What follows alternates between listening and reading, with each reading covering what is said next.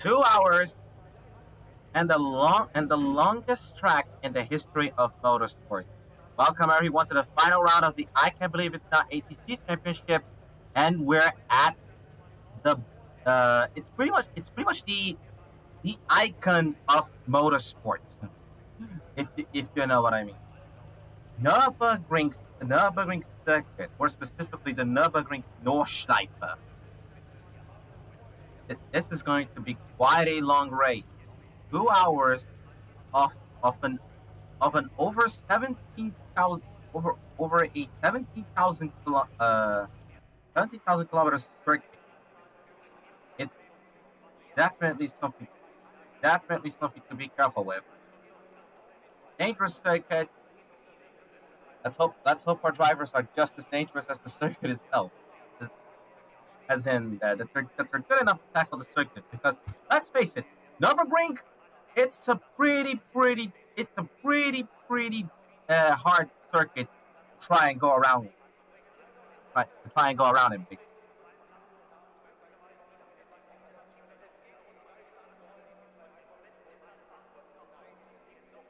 Nürburgring is pretty much the home of motorsport in Germany, with lots of events that have been happening around on it. There's there was Formula One race here. There was also GTM, some GT races as well. There's also was also a few. There was also a lot of endurance races, especially the 24 hours. Especially the 24 hours. Oh, uh, is something wrong? He's like, uh, looks like we're gonna have to trade places. There's a bit of a hiccup with the server here, so we're just gonna restart everything and then get going again. Yeah, okay, pretty much. So just technical difficulties, everyone. Really sorry for that happening, but we're already beginning to try again.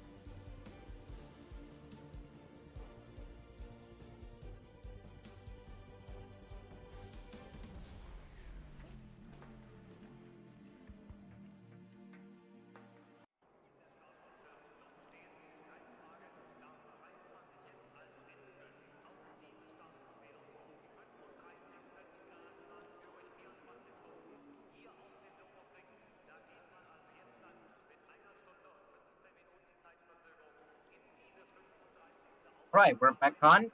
Uh, Looks like we're gonna have to begin qualifying again. Uh, uh, not really against it. It's okay.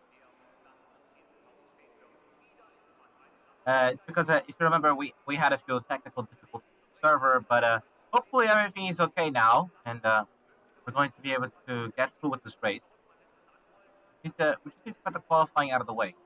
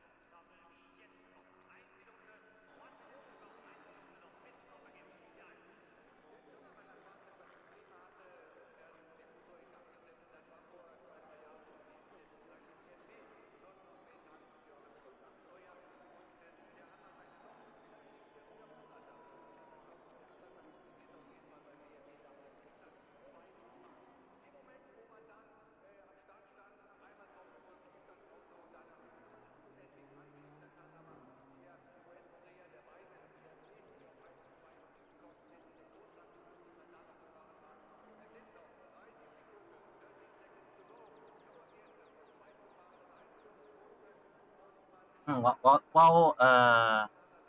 everything's being fixed up, I'll see if I can find a quick bath before the goes on. Excuse me for a bit.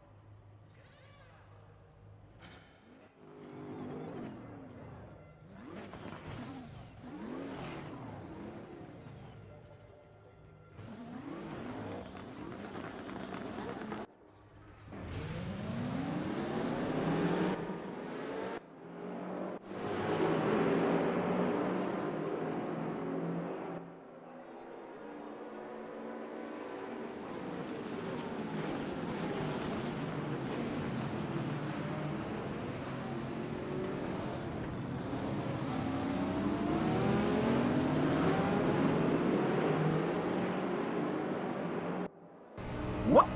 Sorry for taking a bit too long down the path. We're underway with the Nürburgring race of the I can't believe it's not ACC championship. Remember, people, we have 2 hours of racing ahead of us, and they're going to be really, really intense as well. So, already at the start of the race, FX, Audi, Raijo, Krug, Maddow, Varley, Newcomer, Marco, Greshko, Peterson, and Hawkins are in the race. They're going through the GP tracker of the Nürburgring currently. Remember, the Nürburgring 24 hours layout is a combination of the GP tracker and of the Nordschleife. The Nordschleife is the most dangerous track in the world, pretty much. So that's why I keep saying this. So that's why I've said before, a driver should be as dangerous as the track itself in order to be able to handle it. Oh, we're here up on the race. Audi is taking the lead. FX is up on the back. Second place. Lots of battles going on right now here at the start of the race. There's FX. Rigel is going to go for the middle and take the lead. Great move. FX is going to drop second. Audi is going to be third, but he's still fighting with other cars like Dave Crew and Varley. Everyone's going to be having quite a lot. Everyone's going to be having quite a lot to face off with.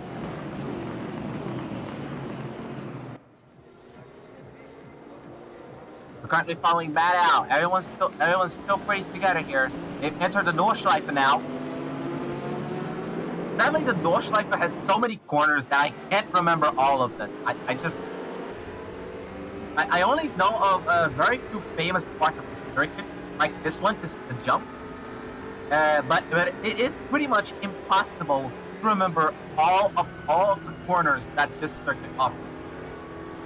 Only one driver in the I only know of one driver in the world that was able to remember all the corners of the Nordschleife. Remember, that was the Queen of the Ring, Sabine Schmidt. Sadly, she had passed away, and the memory of her skillful mastery of the track still remains in our hearts. Remember, you can't. Remember, a person doesn't die. A person only dies if they're forgotten. Sabine Schmidt will never be forgotten.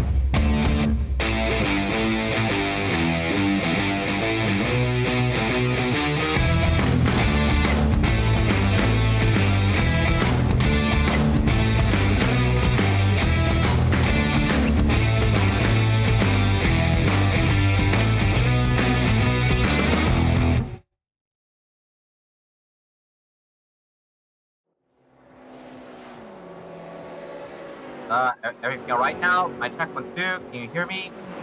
Actually, I'm gonna go check myself. I'm gonna listen to YouTube and see if you're able to hear me after all that.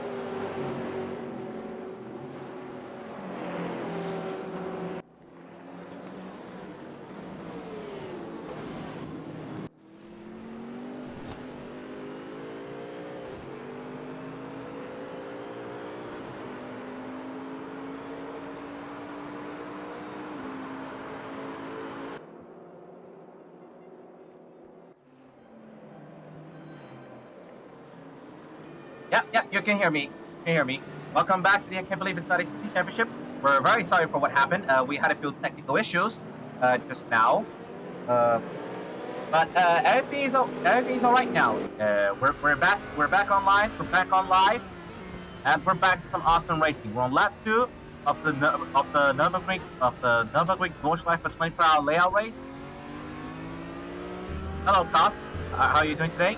Yeah, good mate. How are you? Yeah, we've had a bit of a few technical issues here. Looks like the stream cut off for a bit again, as if it was starting again, and now it's back on. People can hear me. People can hear the cars. They can hear everything again. So a few technical issues, but now we return to this awesome race, the last race of the I Can't Believe It's Not ACC Championship on the Nordschleife for 24 hours. You didn't get anything I just said, did you? Yeah, I did. Yeah.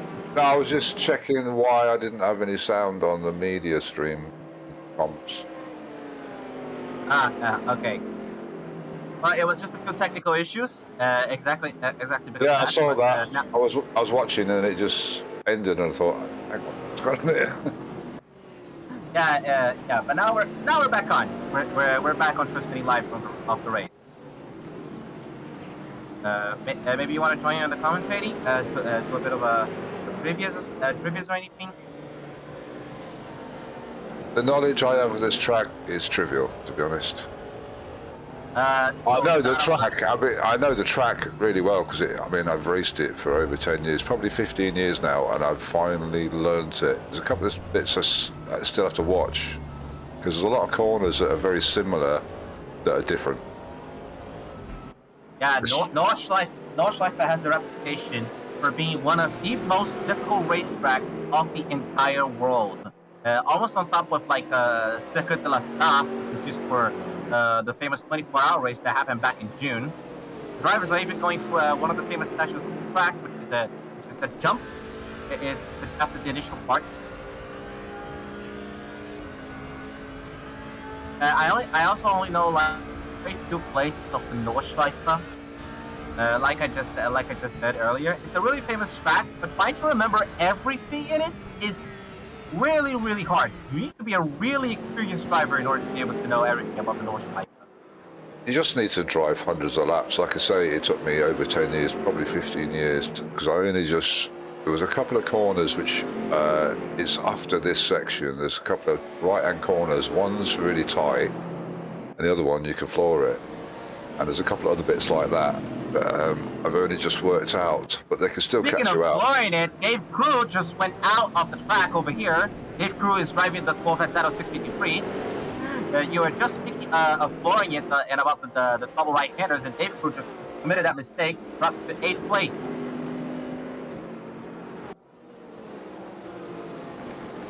I was hoping to race tonight, but I've been having trouble with my wheel, and I started doing the practice, still have the same issue, but it keeps changing.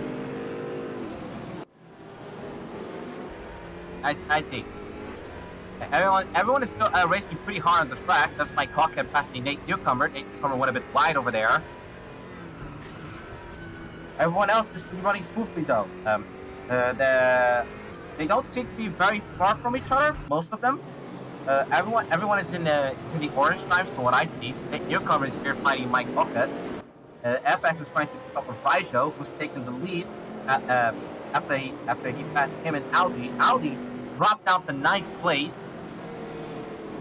So everyone else is trying their best to be able to keep up with the race.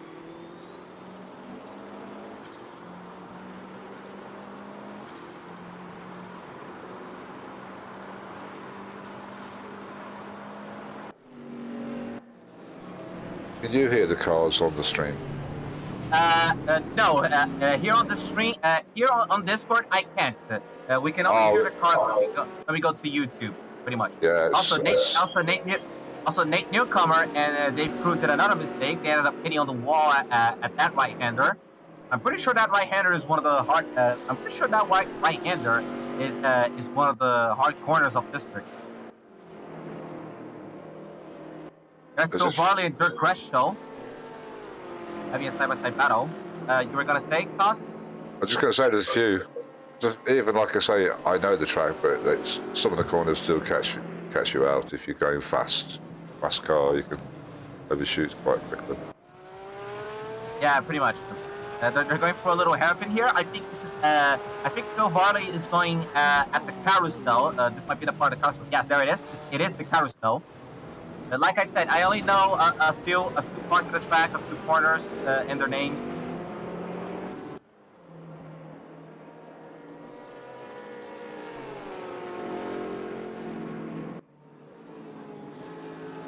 It's a great track to drive though once you get used to it. It's so much fun. Yeah, it is a pretty fun track once they get used to it. We're focusing on Marco and Kate Peterson here. They're both in last place. Now we switch back to Kurt Gresham, who's chasing after Phil Varley, and has Mike Hawkett chasing after him as well.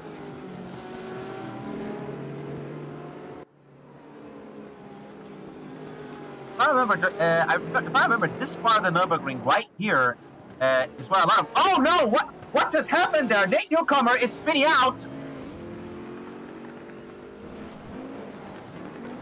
Big accident just happened there. Nate Newcomer, yeah, he has a lot of damage on his car right there. He's trying his best to put it back on the race.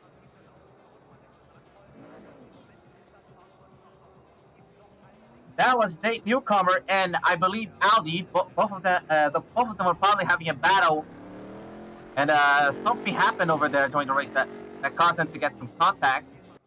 I thought I saw Nate. I sort of thought Nate clipped the wall. Maybe he caught the grass, hit the wall with the front, spun him round. Ah, I see. In any case, Nate has pretty much dropped the last place here because of that. Looks like he's got damage as well. Yeah, I was just about saying that he was having a bit of damage. Meanwhile, we have Phil Varley, Dirk Gresham, and Mike Hawkett still having their freeway battle for 4th place. They're coming up on the long straightaway of the Nürburgring. I think that straightaway is called Dottinger Hohe.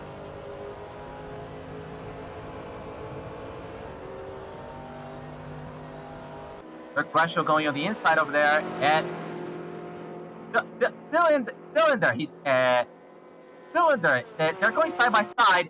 Oh, and Mike Hawkett just took advantage of the draft as well in order to be able to overtake Phil Varley. Phil Varley just dropped to 6th place.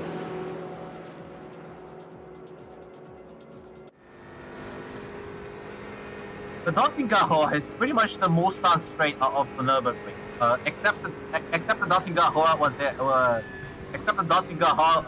was made before, I think.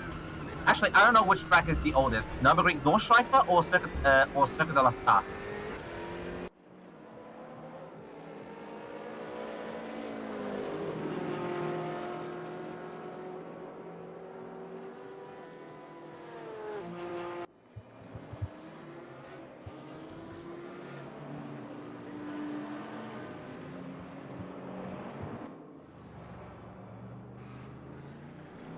We're going on the next lap now. This is lap 3.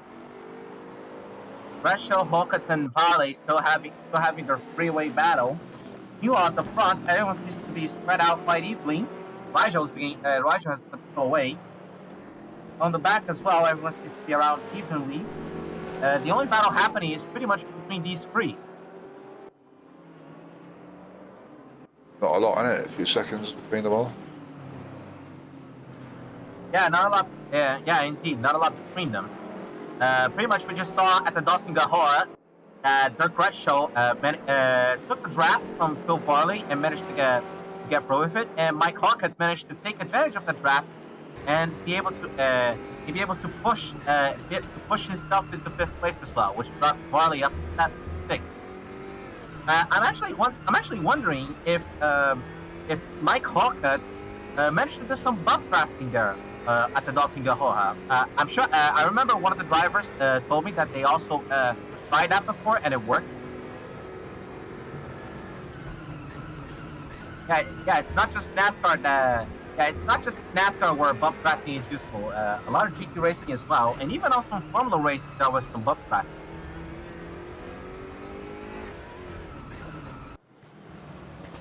Yeah, it's quite a good draft, that. Yeah, they're entering the Nordschleife now.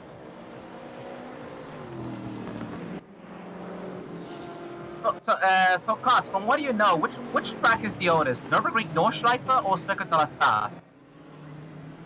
I don't know, mate, because there's so many old versions of tracks. You know, there's loads of classic French Spa. You know, there's an old Spa circuit that goes miles and miles. It's a bit like this, but it's not as severe. So I wouldn't have a clue, to be honest. I see. And yes, I pretty much know about Spa's old circuit as well. It was pretty much like kind of like the Nürburgring. But it was if I remember, it was at a time where the racetracks were pretty much like public roads. The beginnings of racing is that they began pretty much racing on public roads, but figured out that it was pretty dangerous to try and do it there. So that's where they began building racetracks, notably Nordschleife, Circuit de la Star, and they also began closing a few public roads in order to have their event, which are the street circuits, notably. There's a lot of those classic tracks in Project Cars 2. One of my favourite was the classic Monza with the bank. Oh, classic Monza! That was a trip of a track. There was the normal circuit, which was like ground level, and there was an oval as well. Well, there's combined. You get the two because the oval's part of it is banked, really severely banked. And if you like in a 1930s race car with drum brakes and turbos that blow the engine up, that can be quite fun. Yeah, it's pretty fun to try and reenact these classic races all over these classic tracks. Another Nordschleife is also a classic track, but it has received a lot of updates in order to try and make it more forgiving. Obviously, not everything has worked, but Nürburgring Nordschleife is still a favorite from a lot of race drivers. I've raced with the Nordschleife virtually a few times. Oh, and there's Varley going a little bit wide over there on that section. I've raced with the Nordschleife a few times virtually on other like racing games, and it's a pretty blast. It's a blast to race through it. You just need to really be careful with how you drive around the Nordschleife. Yeah, I like the open days. You get like milk floats and all kinds of weird vehicles driving around on open day. I remember seeing some of these videos. They're really funny. You can pretty much drive pretty much anything on the Nordschleife, be it vans, be it weirdly modified cars, be it even trucks and a few buses. You can pretty much drive anything on the racetrack. I've seen them all. Seen the whole lot. I'd like to drive Ed China's settee around there. That'd be fun. I also remember seeing one video where even a helicopter was being raced around the Nordschleife. Like the helicopter was like in the air, but he was following pretty much the line of the track, pretty much the layout of the track. Yeah.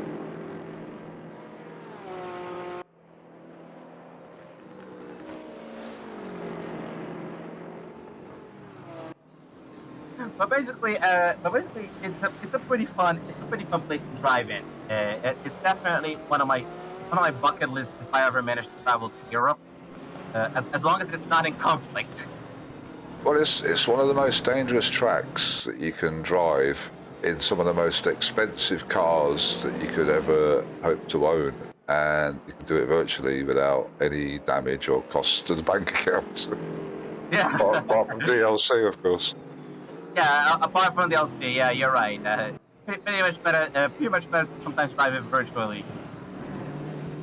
Yeah, and I remember when I first got into sim racing, it felt such a blast to get into something like a Ferrari, proper supercar, or a Lamborghini, and just the sounds and the fact that it doesn't matter if you crash, you just can have fun and enjoy yourself.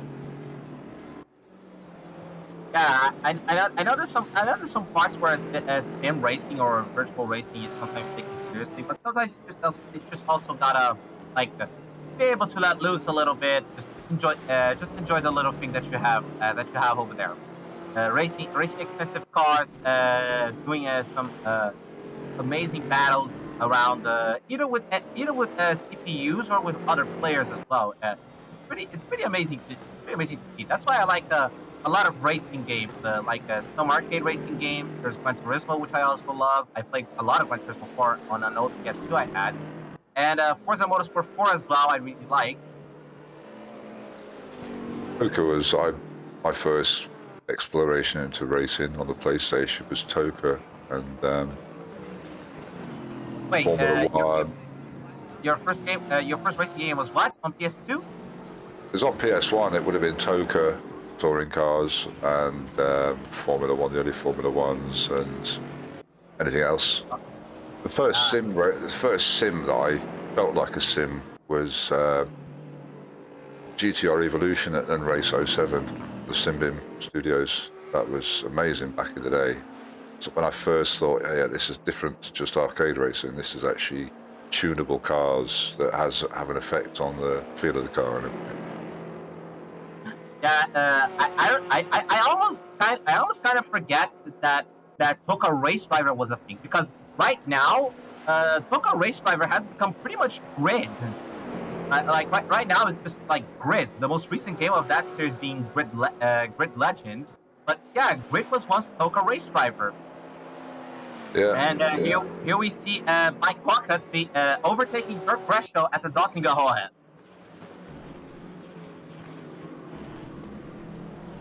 If I remember also on some of the racing games I've played, the start-finish line of the Nürburgring was pretty much there at the Dottinga Hohen, and Mike Lockhart is going to the pits right now. Looks like everyone's going to begin their pit strategy.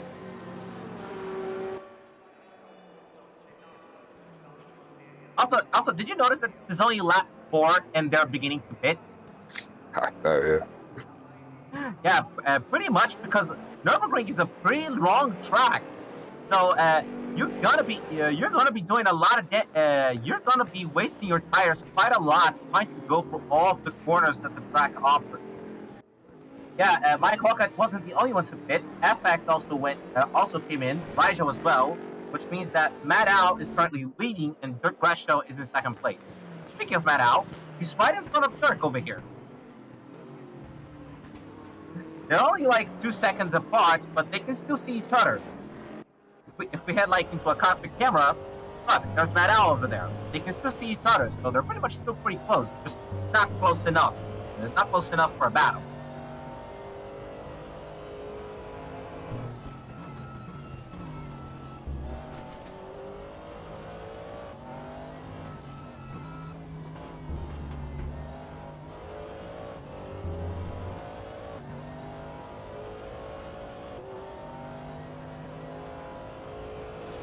Only lap 4, and everyone's beginning to pit. We're beginning to cross. I believe it's the actually not crossed. We're getting close to. I believe it's 1/4 of the race done. Because remember, this is the 2-hour race, so it goes 2 hours, then 1 hour and 30, then 1 hour, then 30 minutes remaining, and then the end of the race. So it's pretty much 1/4.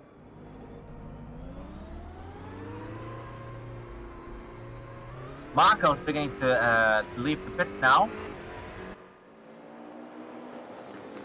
The others will have to pit since they stayed out, but they have to pit because of the drainage of the tires. What am I saying? I mean the tire wear. Yeah, I was wondering that. Are they pitting for tires or fuel? Because I'd say they're going to have to manage their fuel. They don't want to carry a full tank if they can get away with it, because that's going to make the tight sections really awkward. I remember talking about this once, because a full tank of fuel might be good, but that's also going to weigh down the car quite a lot. It only really works for the Porsche. What? Well, the best way to balance a Porsche is to fill the tank up. That's my experience anyway. Oh, okay. because the Porsche's rear engine, after all, Yeah. right? Yeah, and the tank's in the front, so it kind of, you get a bit of weight bias. Yeah. There's one advantage some of the cars have. This is Nate New. Anyways, this is Nate Newcomer going up against Marco over here. They're both pretty close to each other, and this means they're on a battle. I remember that some of the commentators I also talked with, they talked about a lot of the drivers of RWB being really talented. I think I remember Nate being said as one of them. I also remember commenting once on the text chat that Charger was probably the most experienced of the bunch. So he does admit that he's not the fastest. Yeah, I mean, it's a lot of really good drivers. We've been together for a long time. We've ironed out racing together. We know each other's driving styles and skills and cars. So, yeah, it can get some really tight racing. Yeah, it's pretty much a fun community. I'm glad that I'm joining in as a commentator. I'm still going to commentate a lot more races. I'm just hesitating exactly because of how long they are, like 9 hours, 12 hours, stuff like that. And Nate is beginning to overtake Marco over there at the jump. Oh no! Oh dear, both of them got together a bit too close there, and Marco just hit the wall. The thing with the endurance races, they're not every week. They're once every 3 months or 6 months, depending.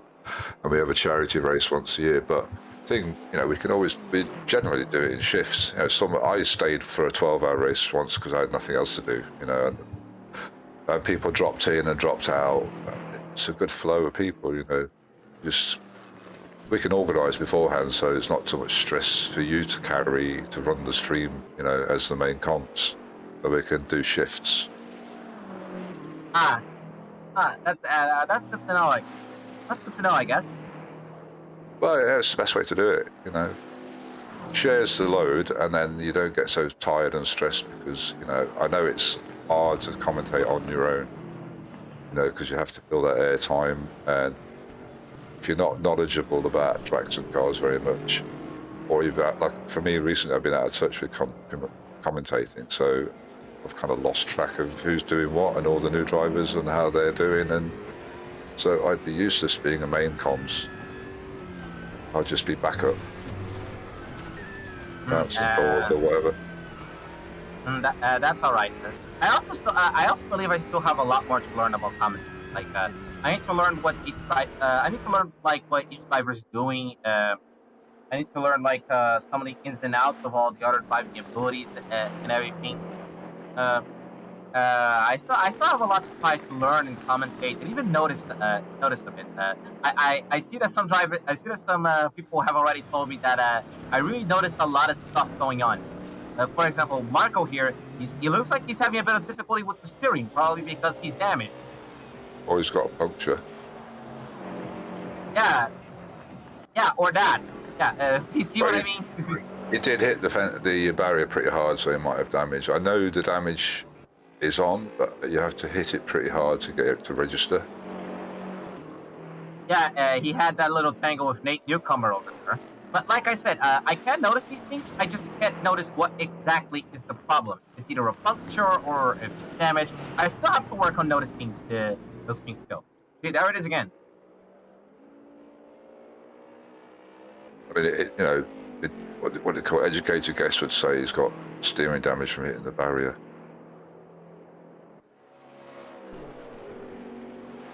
I still have to remember that while the suspension and the tires can be damaged, the steering column can also be damaged as well. Oh yeah, it's terrible driving with a 90-degree wheel trying to get straight. Yeah, that's got to be a bit hard to deal with. Yeah, it's not very good, especially when you've got full damage. You get suspension damage and stuff. It's horrible. I remember that there was some really unusual crashes during the I Can't Believe It's Not ACC competition too. Unusual crashes as in not exactly crashes of the car, but crashes of the game. I remember that there was events where some people were racing, and then suddenly their game crashed, and now their cars were just falling through the scenery. Like they fell through the scenery and were just falling into an endless void. Yeah, some bugs, all right. I mean, I've had several crashes where it's just crashed the desktop. You know, it'd be like mid-race or end of the race. You know, and then it just crashes the desktop. That's your game over. Yeah, pretty much that.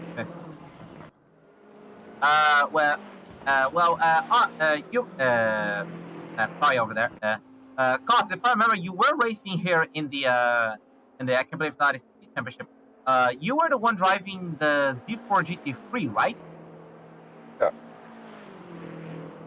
Yeah. Do you think it's a good car to drive? I was actually wanting to ask a bit about like favorite cars and anything. Yeah, I mean, I drove it because I really liked it in Project Cars. You know, it's one of my favourites. It just felt great in Project Cars, and I drove it in this game because I hadn't driven it before in this game, and I just thought I'd just drive it for the series, just for the crack. And yeah, it's fun. You know, too much traction control and it's a bit boring, and too little and it's a bit tail happy. So yeah, good fun. I see.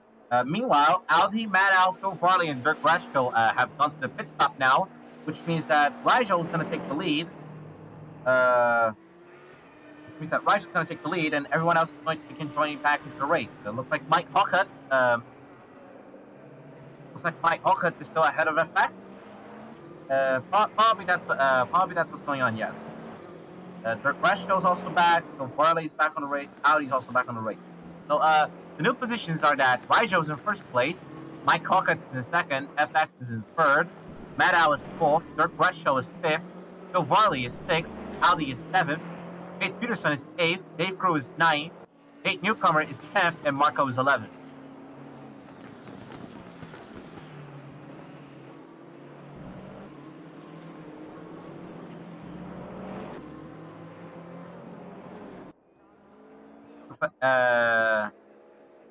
Looks like we can have a battle here at the back. Dave Cruz trying to get up to Kate Peterson. They're beginning their next lap. This is lap 5. And the accident-prone guys at the back, 15, 20 seconds behind. There was an accident with Nate Newcomer. Well, Marco and Nate have both crashed, haven't they? So that's where they're at the back, lagging behind by 15, 20 seconds. Okay. So that's why they're at the back. Okay, I understand now. That's why I called them the accident-prone boys. What? Accident-prone? Accident prone.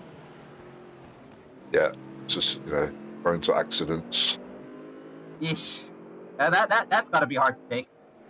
Yeah, it wasn't really a fact. It was just me being facetious. That's the right word. I don't know myself if that's the right word as well, but I guess whatever works. Dave Crew is currently here having a battle with Pete Peterson. There's still the GP striker. Meanwhile, everyone else is probably already entering the Nordschleife or have already entered.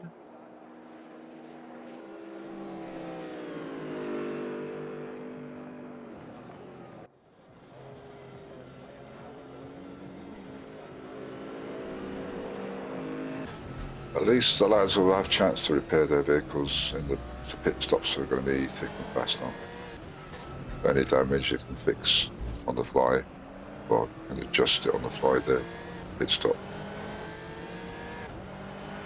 Yeah, pretty much. Because this race is going to be 2 hours long, there's going to be a lot more pit stops than the last race. I remember the last race had just a single pit stop right at the halfway point of the race. But since this is the Nürburgring 24 hours layout, there's 2 hours. There's going to be a lot more pit stops, probably at each point. Like the first pit stop, their first pit stop happened at the first quarter, and then they're gonna make a new pit stop at halfway through the race, just 1 hour remaining, and then later on they're gonna they're probably gonna make one last pit stop with 30 minutes remaining. Yeah, and then a splash and dash if people don't put safe fuel load on. Splash and dash. Yeah, well, if you miscalculate your fuel and you get a warning that you need to hit, the fuel that you're not going to make it to the race, then you have to do a splash and dash, which means you have to adjust. Well, if you put it on safe, you're fine. It's good enough to get you to the end of the race. But it means stopping 4 pit stops. I see. I get it. I think everyone's experienced enough to know that you have to have enough fuel because you don't want to do a splash and dash, especially on air.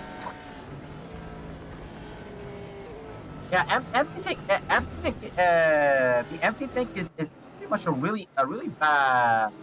I think it's a rookie mistake or something. I'm not sure if it's a rookie mistake or if even experienced people are also prone to having that. Well, no, it's all about shaving as much time off as you can, and they do it in Formula One. They put the minimum amount of fuel in that they have to get to the end of the race, and it's the same with setting up a car. If you can get away with getting over the line with 1/4 of a litre left, you've done well. I guess that's why there are no more refuelings in Formula One now. Yeah, I bet they'll have the same. Presume they'll have a similar setup as you do in race cars. Oh dear, that was a bit of a mistake. I think Dave Crew tried to attack Kate Peterson a bit too hard there. He ended up hitting the wall. That is a horrible corner, though. It is. If you get a bit of slipstream into it, it's because it tightens really, really quickly. The corner is also an issue. But yeah, Dave Crew tried to go a little bit too hard over there and ended up hitting the outside wall as he was chasing after Kate Peterson. Well, Nate is catching up. He's now 10 seconds behind Crew. It was about 15, 13. Yeah, from what I see here, he's around 11 seconds gap behind Dave. Then around 11 seconds. But yeah, Nate's keeping up with Dave. I did see sometimes Nate do a few recovery races during the I can't believe it's not ACC company. They basically managed to recover themselves from like 10-second disadvantages. Yeah. I've been hearing stories of drivers that managed to recover their disadvantages and just pretty much get up to first place after they dropped the last place. I've heard of a few people telling me that about some of the drivers. Yeah, that's the way to do it. Perez is very good at that. Nico Perez? Sergio Perez, Checo. He's a master. Checo. He's a master at that. Yeah, I agree. Checo's racing for Red Bull these days. He's racing alongside Max Verstappen, who's the current F1 World Champion. Yeah, he's doing well. He's doing really well. Thriving at Red Bull. But I just watching Max Verstappen do his hot lap at Red Bull Ring, and that car just sounds so perfect. Yeah, this weekend is gonna be the Austrian GP, from what I've been seeing. Yeah, it's the Red Bull Ring, Austria. Yeah, I still remember when that circuit was called the A1 Ring. Yeah, it was in Rid, I think, as well. Yeah, I believe it was back in 2001, 2002, like somewhere. Oh dear! Looks like Kate Peterson just went wide as well, and Dave Crew's gonna overtake her. Looks like both of them have done almost a similar mistake on that corner, but Kate Peterson got the worst of it because she seemed to have hit the outside wall on that part.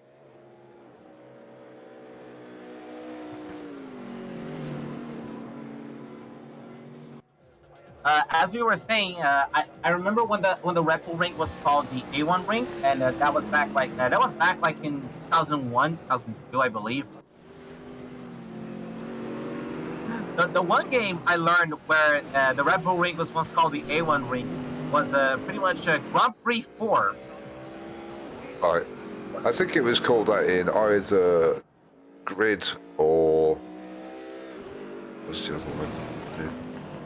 I remember that it was called the A1 ring at a really old racing game that I played about Formula One. The racing game was called Grand Prix 4. Yeah. Looks like Kate's gonna see if she can try getting Dave Cruz's draft here and try to overtake him at the Dottingahohe. Slipstream is really helpful in these kinds of cases. You're at the end of the Dottingahohe. That's a quick left-hander, and they're heading back to the beginning of the Nordschleife.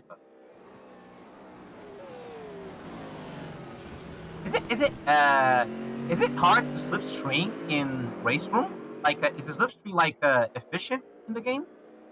I've never really noticed. I've never been close enough to anybody's get a slipstream. I'm always at the back or picking people off who've crashed out. Oof. I just enjoy racing. Not really championship winner. Certain games I could do quite well and end up in the mid-pack. But we got so many talented racers, it's hard. It's like no point trying to race them. Just let them pass when you get a blue flag. Well, at the very least, you enjoy it. At the very least, you enjoy it. Even if you are at the back most of the time, at the very least, you let people know that you're enjoying it. Well, it's half the fun. It's like with the club. We take serious races seriously, and we have very strict rules that we are very anal about. But we do have a lot of fun. We do fun cups and just spice it up. We did a Wreckfest Wednesday, which was great. Just chilled out. You could actually crash into people and earn money and points for crashing into people. And the physics and the graphics on that game are superb. For a bit of fun and frolics. Wreckfest, if I remember, Wreckfest, the game, if I remember, was inspired by other demolition racing games like Flat Out, especially Flat Out 2. Isn't it? I thought it was developed from a developer's physics engine. Next car game. Yeah, it was called Next Car Game at first, and then it changed the name to Wreckfest. And there's another spin-off from that as well, isn't it? Which is very similar, but it's just basic, just fun mod for physics. But yeah, I love Wreckfest. It's great fun. Yeah, it's pretty much for a lot of mindless stuff. And it seems that Marco got a bit too damaged. I'm seeing that he's pretty much in last place, and apparently in the pit. So maybe he got too much damage and ended up getting out of the race. Yeah, and it's 2 minutes behind Nate now as well. Oh no, he's back on. So he was probably just in a pit stop. Yeah, cool.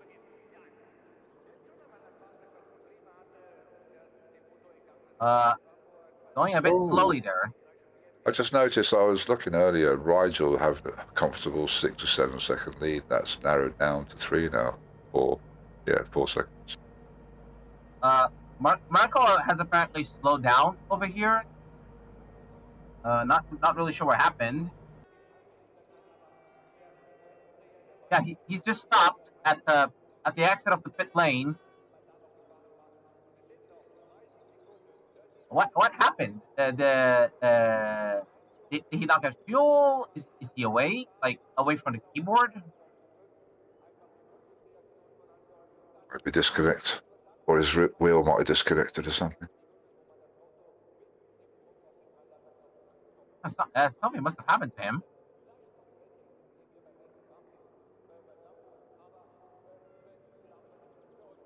He's currently just standing still over there at the exit of the pit lane. That might cause a few problems. That might cause a few problems the next time someone decides to pit, because the exit of the pit lane is pretty much blocked, and Marco B there is probably going to make things a bit difficult. And the fact the auto director was stuck in his ranges. The auto director was stuck? Well, yeah, I mean, the auto director cam, there was a race going on. I was like watching Marco parked at the end of the pit for 5 minutes. Okay. Looks like Maddow and FX traded positions after FX had a little tangle with that wall over there. That wall was pretty much before this happened that lead to Caruso. Now FX is going to be attacked by Dirk Resto.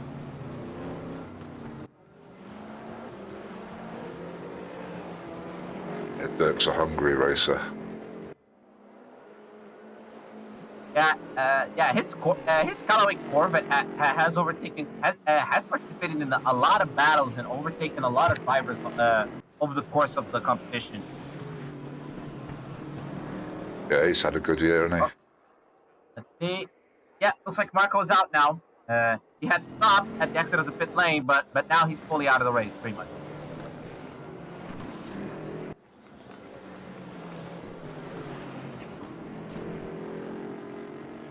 But yeah, let's see what this hungry racer is gonna do in order to be able to keep up with FX and Maddow. Well, judging from how I've seen him drive and driving with him, it's not going to give up. It's going to, he'll get past FX, no bother. No disrespect to FX, but Dirk is, he gets to the zone really easy. What does the British sometimes say that some of the drivers are pretty much like mental? Well, it's measured. It's not mental, it's measured. Whereas FX, he's easily upset. If he gets too close, FX is going to make a mistake, guaranteed. Because there's another strategy that the drivers also use in order to be able to gain advantage. Pretty much the psychological warfare. Yeah. FX is going a bit on the outside over there. He's trying to take the inside line on the next corner, but it's gonna get a little bit hard.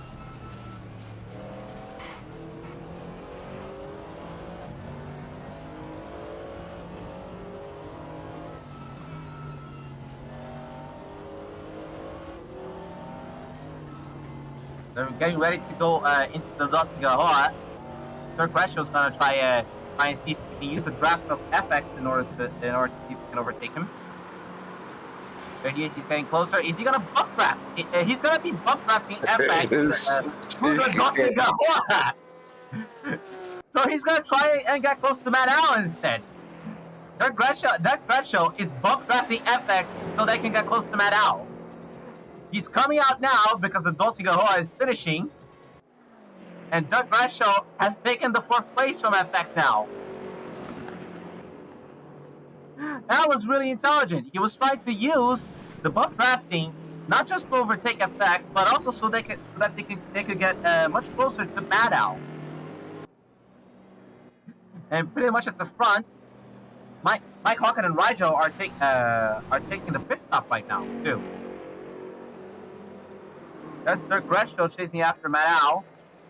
Maddow has taken the provisional lead for now. There's FX at the back. Phil Farley is also joining in with them. And Audi, Dave Crew, Nate Peterson, and Nate Newcomer are also probably going to get into the pit, from what I'm seeing.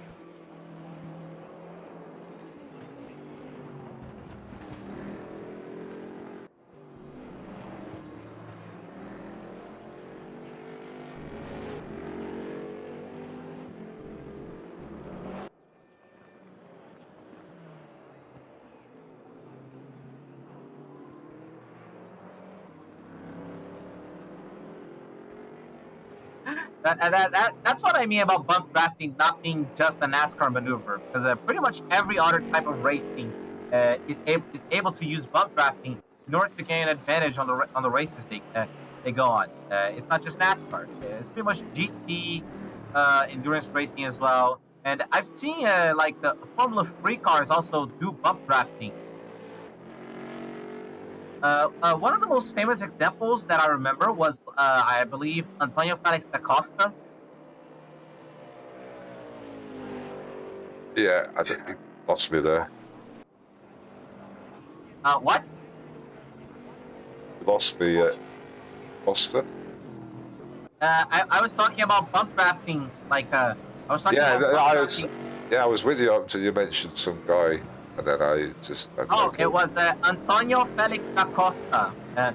He's a I believe a Formula E driver, but he once raced in Formula 3, and there was this video I remember seeing that I believe he was racing at Monza, and he was Dirk Brescio just cut the corner over there. What I was saying was that Antonio Felix da Costa, or just da Costa really, there was this video of him racing F3. He was racing in Monza, and he was behind this guy, this other racer that was in front of him, and he managed to perform bump drafting with that racer on the main straightaway at Monza.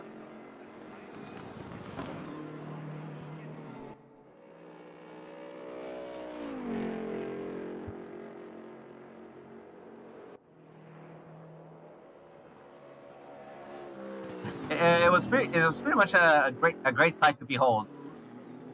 They don't have front wings in Formula 3s, do they?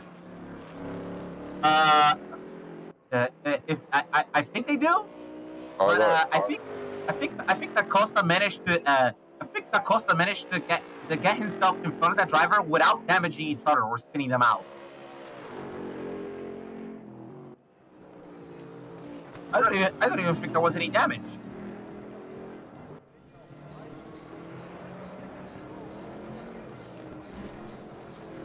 Yeah, I suppose theoretically you could stick the nose in the gearbox, push it along. Yeah, pretty much that. I believe that's what the Costa did. I'm not sure if Formula 2 and Formula 1 are also able to do that, because the cars are like pretty fragile and their wings are, I think, much closer to the ground, pretty much. Yeah, and you don't want the wing coming apart on you. Yeah, pretty much. It's very rare that it happens in open wheel racing, but when it does happen, it's really great to see. The Costa managed to do that with Formula 3. It's probably not possible to do in a Formula 2 or Formula 1, but it's still pretty great to see whenever it happens.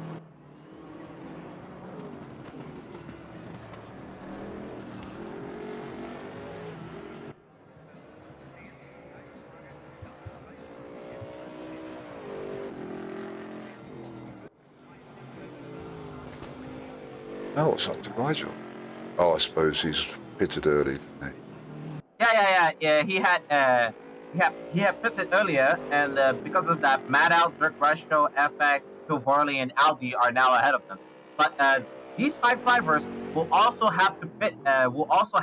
Later on, I believe, during this lap. So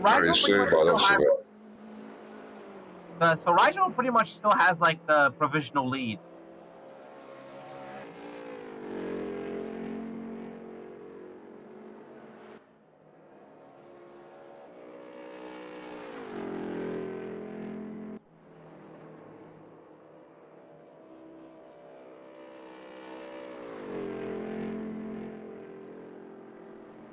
Any word on what happened to Marco?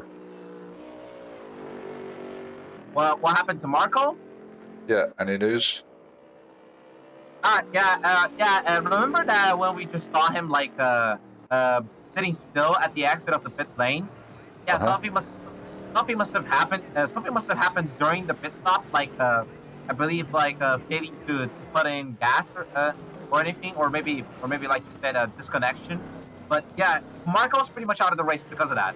We saw him like stopped at the exit of the pit lane, and then later on, the last time I saw him, he was pretty much like this. So he's pretty much out of the race. Shame. Nice car, that. Nice car, you said? Yeah, the BMW is an impressive looking car, especially with a nice paint on it. Yeah, even black and white. It's an M6 GT3. Yeah. Because I like cars so much, I'm pretty much almost able to identify like almost every car that I'm able to see in the race. Like There's from what I saw during this race, there are 2 Callaway Corvette C7 GT3s. There's 1 Corvette C6 Zeto 6 GT3. There's 1 Audi R8 LMS GT3.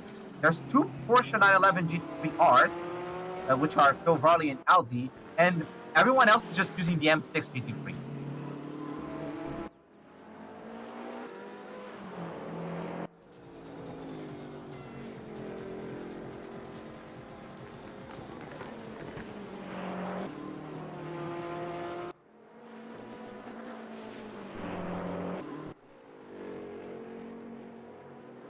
Yeah, they're pretty good on default. The default setups for these cars are pretty good.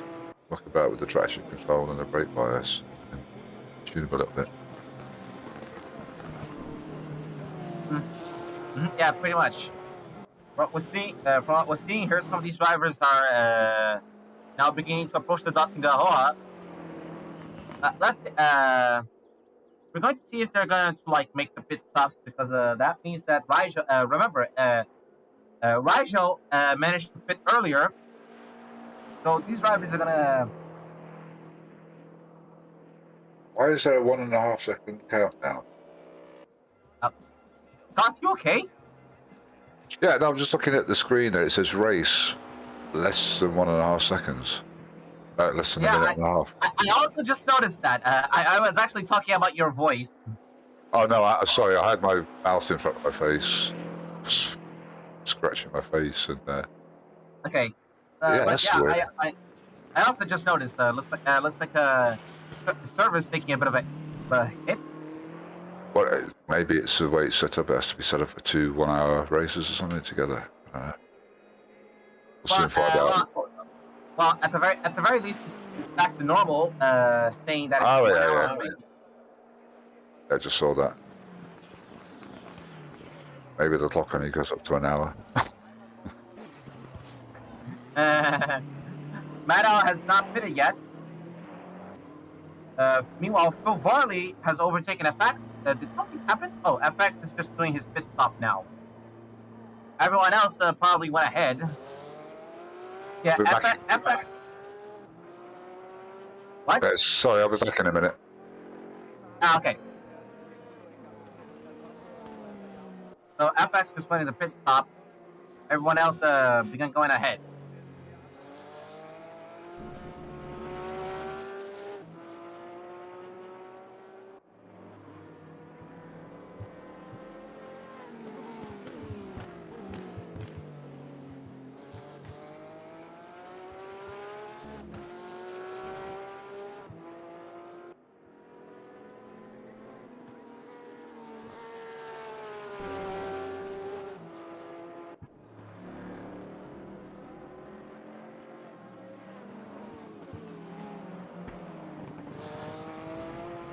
In any case, everyone's pretty much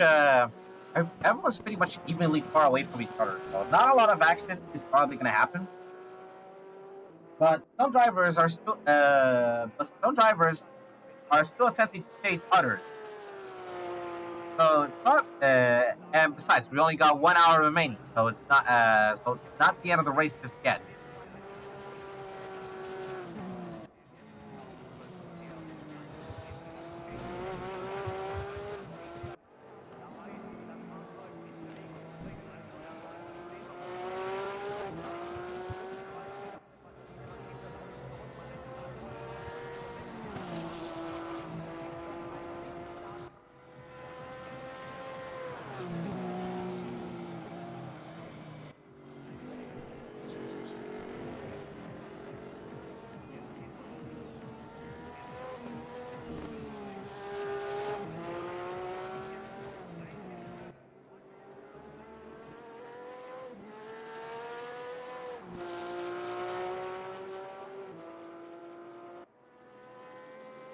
Big newcomer has also went to the pit stop.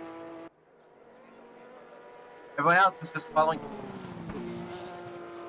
Everyone else is just following their own strategy. The Regretco is still chasing after Maddow. Phil Varley is trying to keep up with the Regretco. Audi is up in the back. And Rigel is still technically is still in the tactical lead, considering he had pitted early. But yeah, we're still gonna have 1 more hour of racing until everything finishes up.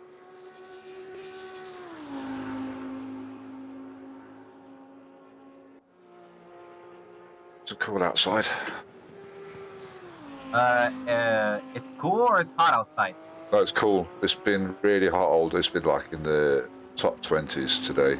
Really hot in Ireland. First real hot day of the year. And it's just been so hot. The house is so hot. I just went outside for a minute and it's like, nice and cool. No clouds in the sky. Nothing. I thought on the Northern Hemisphere it was supposed to be summer. Yeah, but I'm in West Cork in Ireland, so we're on the Atlantic. So we've had a lot of really strange northeast and Arctic weather whipping around. So we've had rubbish June. Start of July wasn't very good. It's been very wet and cold. But now it's baking hot. Proper summer now. Okay. Pretty much. Lots of weird. It sometimes seems like the weather sometimes acts really weird around the world. Well, like, especially where we are in the Northern Hemisphere, where I am, we're dependent on the Gulf Stream, which keeps our climate fairly mild. Never gets below 10 degrees in the winter much. Might get to sort of near freezing for a couple of weeks, but it's generally about 10 degrees most of the winter because of the Gulf Stream and the fact we're on the Atlantic. But if the Gulf Stream gets cut off for some other reason, you know, volcano or a fucking oil spill somewhere, it shifts, so we get really cold weather. And then you've got the jet stream above us, which goes across from North America to Russia. And if that drops, for whatever reason, then we get really cold weather. But generally, it's pretty mild.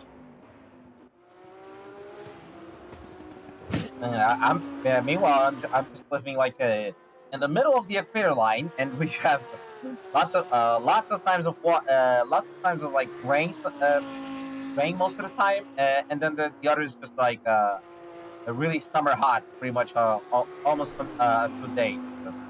Where are you then? Honestly, where do I live? You mean? Yeah.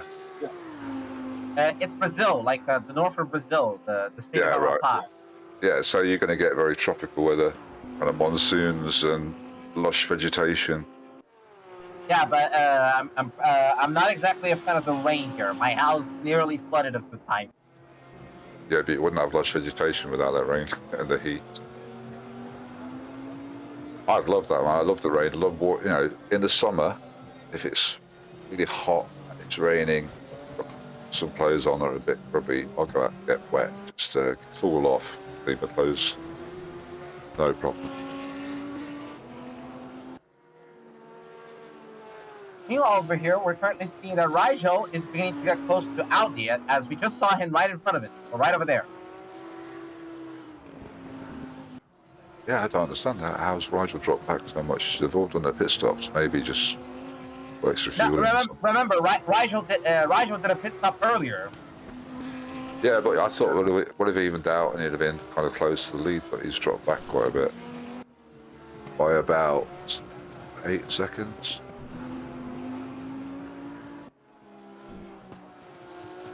That doesn't seem like it, but at least he's managing to keep up for now.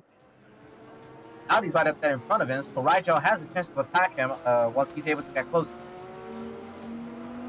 No, it's more. It's 28 seconds, isn't it? Or more, because Audi's 25 seconds from... Is that the leader?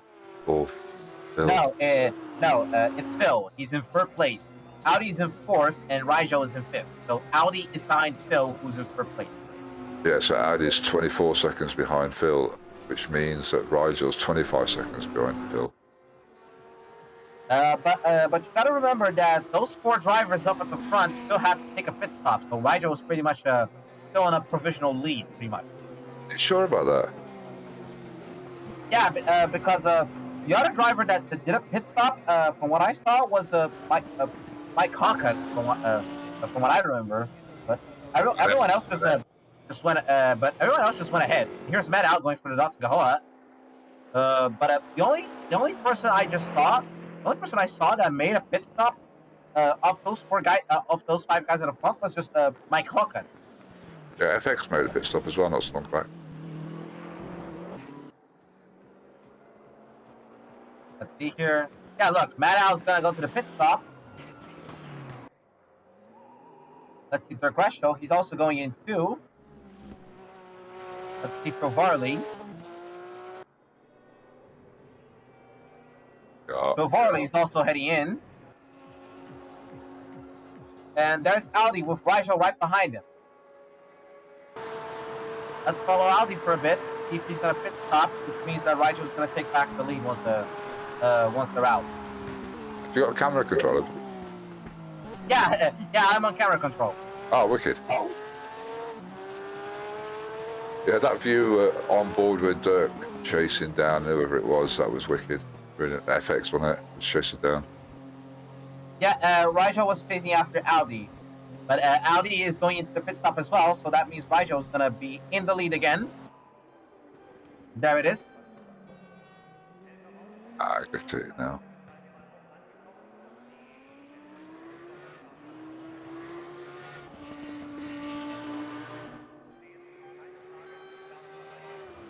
They sending me a message.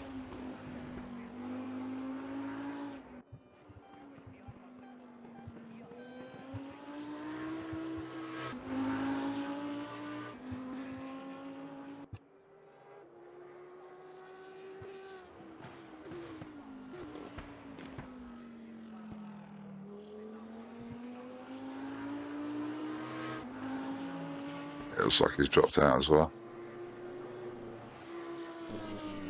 Who has dropped down? 8. He's over 6 minutes now. I'm counting.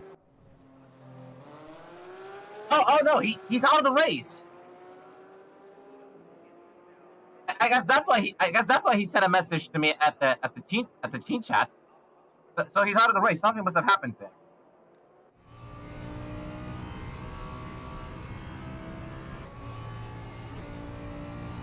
It's definitely a race of attrition, isn't it? Yeah, it's 2 hours of racing. So it's pretty much a race of attrition for everyone.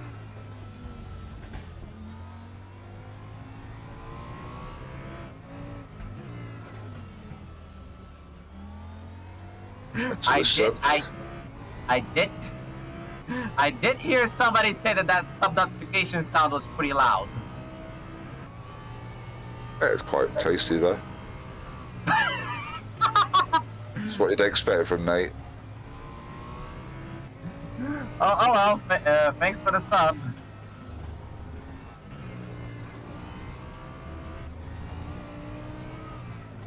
So everyone seems to be spread out quite evenly with each other. Rigel is 6 seconds ahead of Mike Pocket.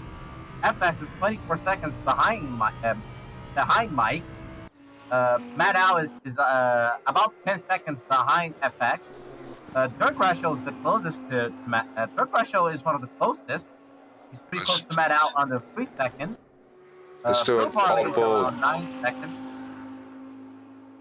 Sorry, I just do it on board with whoever's catching whoever. So we do on board with whoever's catching whoever's. Well, Dave Cruz, a few seconds behind Audi. From what I see, he's 24 seconds behind Audi. Right.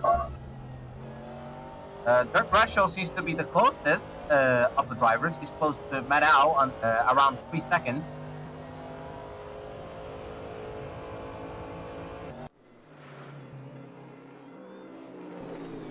So he's gonna try and see if he can go on with the chase. There's Matt Al over there at the background. Yeah, he's catching him slowly.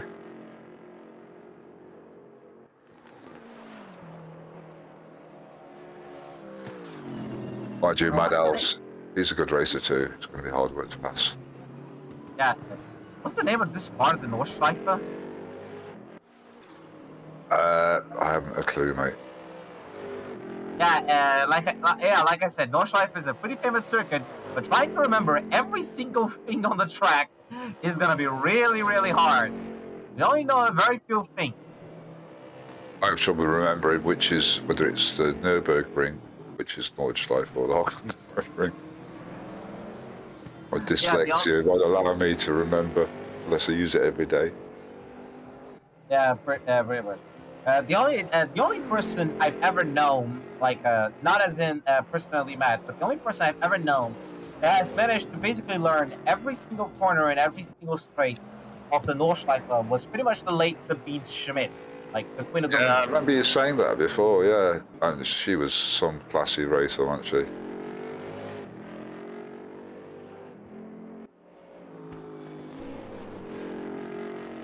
Yeah, she was a real beast around the Nordschleife. Yeah, Really love to sometimes see her a bit. Best race she ever did was a transit van, trying to beat 10 seconds in the transit van. That was epic. Yeah, that was a Top Gear challenge. Jeremy Clarkson challenged her to try and beat a sub 10 minute time in a diesel Ford Transit. And she wasn't far off, to be fair.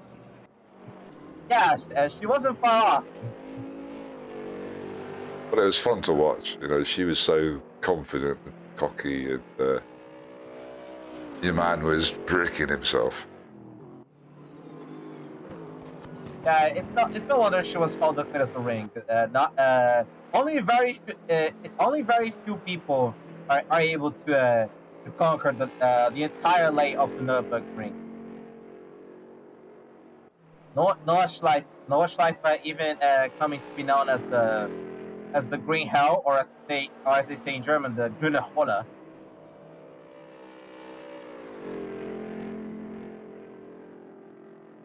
I find German to be a very funny language, exactly because of those words that they just throw together in order to be able to form these kinds of phrases and everything. I kind of think German is a pretty funny language because of that. Yeah, I mean, I tried learning when I was a kid. I had some German friends when I was a kid, and I used to go to German at Sunday school. When I was a kid, I learned quite a lot, but I forgot it all. Oh, dude! That's Manuel! He just spun out at the exit of the carousel! Oh, he's beached as well. Oh, no. He's trying to reverse, but it looks like he's stuck. Like he just climbed onto, because of the spin, he just climbed onto the cub, and he's pretty much just stuck there. It's beached like a whale. Oh dear, that's some bad luck for Manuel. We just saw that he spun out at the exit of the carousel. We're following Dirk Breschel.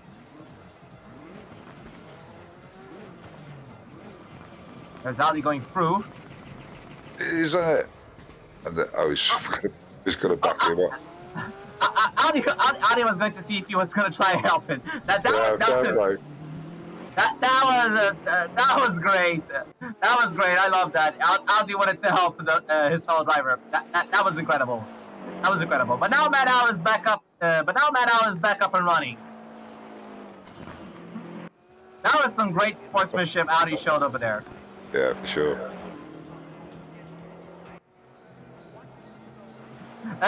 Do cars normally get stuck like that on some of the curbs of the Nordschleife? Oh, it's the first time I've ever seen it, but I've seen it done on, where was it? Silverstone, actually. Bill parked it on the curb at the hairpin at Silverstone just before Wellington, and it was stuck there. Oh, so it's not just on the Nordschleife, so other tracks also have these kinds of problems. Yeah, I think I did actually. I turned around and rammed him off the curb, I think. I remember. Yeah, he was stuck there for ages. In any case, it's good to see that Manuel is back on the race again, and it was great to see Audi wish to help his fellow driver. Meanwhile, Rajon and Mike Hawkins are going to enter the pit stop again. Final stint.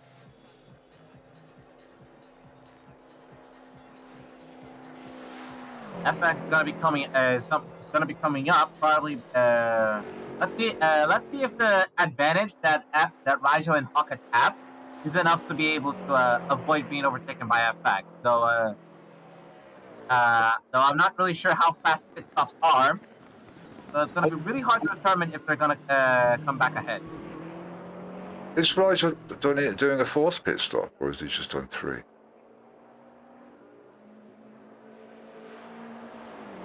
Not really sure what to say. Yeah, I mean, I would have thought they would have done 3, and then the last pit stop at 1 hour 30. Oh, we haven't got there yet, though. Well, in any case, FX is overtaking them. Dirk Bretschko as well. Mike Hawkett managed to join just between Dirk Bretschko and Phil Varley. Raijo dropped down to 5th place. So that means Mike Hawkett probably has the provisional lead of the straight.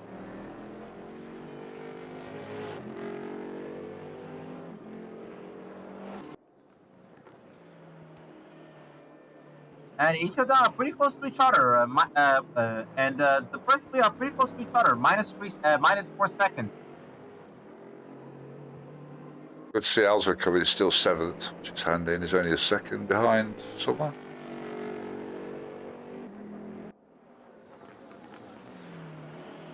Matt Allen is second. He's less than 2 seconds behind Audi in the team, from what I saw. No, it's a minute, isn't it?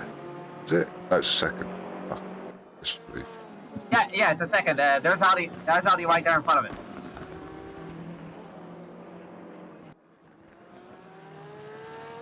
Right there. There's Audi. So he's right up close to him. Yeah.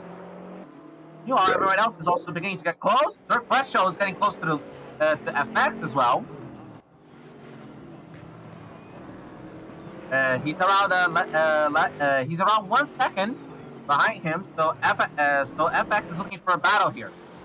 So FX is looking at a battle that's going to happen between him and Dirk.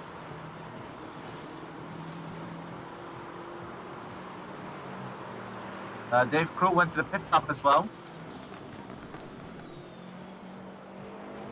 That's a bit early for a pit stop. So are they going to more than just? So it seems like they're going to make more than just like 3 pit stops from what I tried to calculate. I don't know. It looks like there might be a strategy there. Maybe they've realised they can eke the wear on the tyres better and manage the tyre wear better, so they can get 40 minutes out of a set rather than 30. And just fuel for the end of the race and stick set tyres on and pray.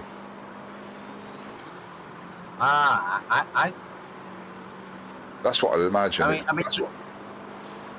to be fair, I'm not exactly the one that knows like the schematic and everything when it comes to the race. I'm just like the hype man. Well, I mean, like, it looks like they've stopped every half hour for a set of tyres, and they would have had to put some fuel in at probably the second stop.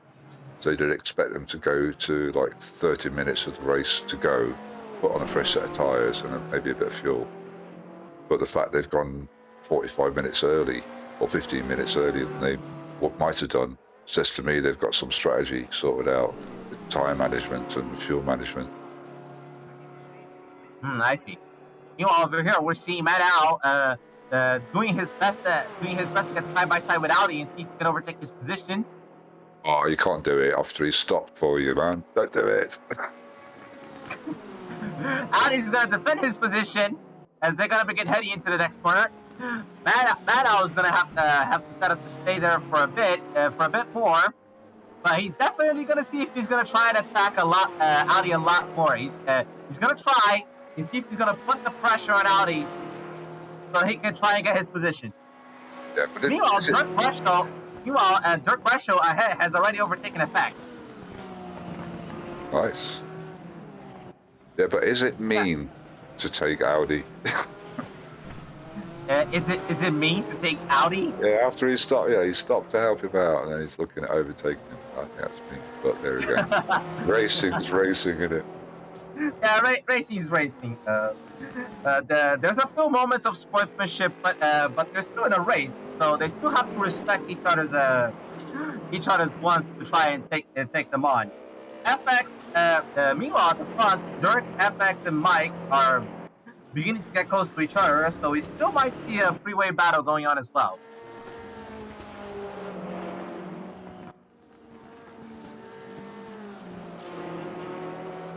Oh dear, looks like Kate's out of the race as well. Her game crashed. Oh, no. So if we see, yep. She's also having the fall into the void thing.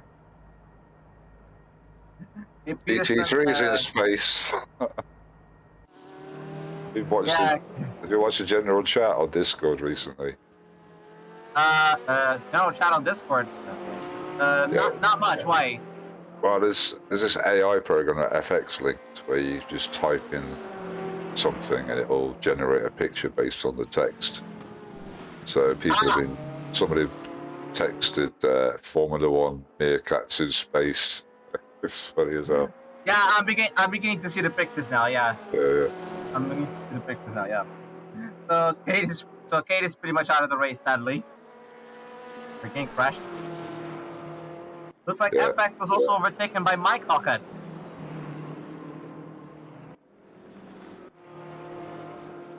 Meanwhile, Matt Al's managed to get closer to Audi. He's right up on his gearbox over here, or right up on his engine, considering Audi's driving a Porsche. He's looking for a few ways to see if he can take him on. That was the outside. They're approaching the carousel now.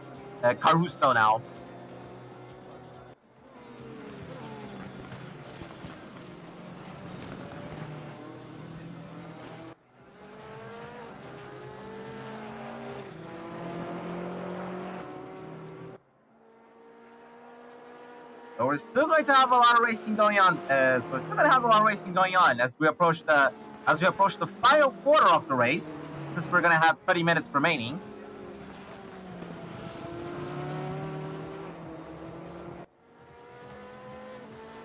So we're still going to see a lot of action going on.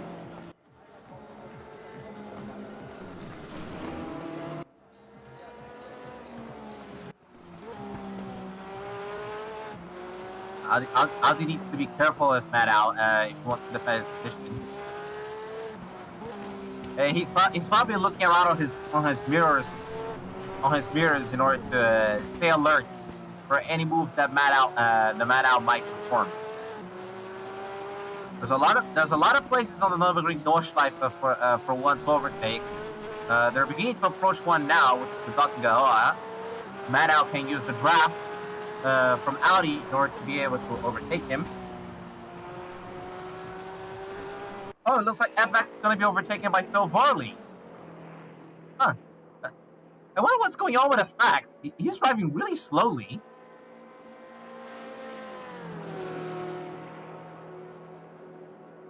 There's Phil Varley taking the draft. They're at the Dottinga.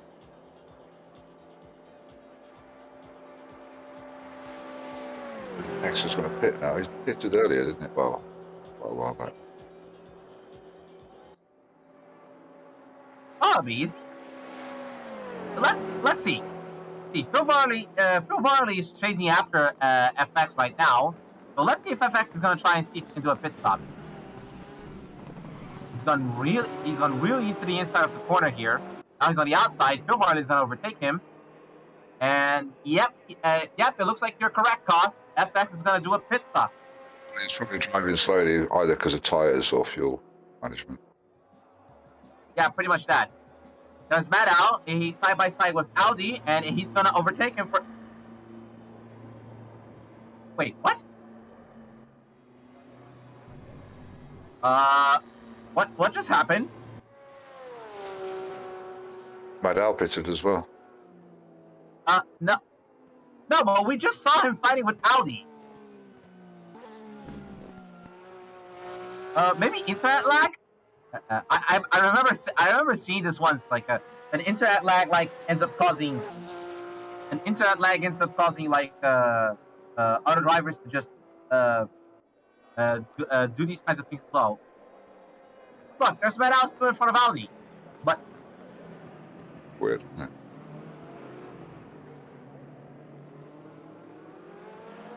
Must be packet loss or something. Yeah, something must have happened. Oh. Whoa! The frick. I think Matt L's game also crashed. Yeah, I'd say so. Join the meerkats. Yep. He's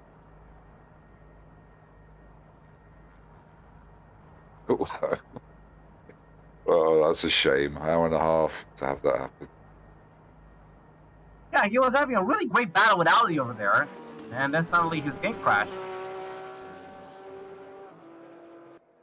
Well, at least we now know what happens when one game crashes. Like they just pass through the barriers and just end up falling into the void.